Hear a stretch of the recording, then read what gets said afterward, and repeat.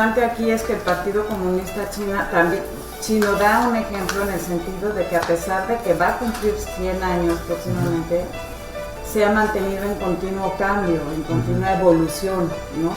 Esta parte donde no se queda estático, donde evoluciona, donde se mueve hacia adelante, donde se preparan todos los días porque están actualizados en todos los temas y de esa manera pueden progresar en la política interna y progresar en su política externa. Me parece que esa es la fórmula en cómo ustedes lo han logrado.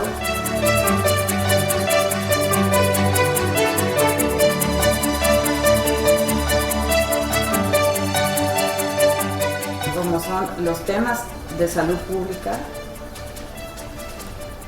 los temas de atención a la pandemia, porque pienso que esto de la pandemia no va a acabar muy pronto.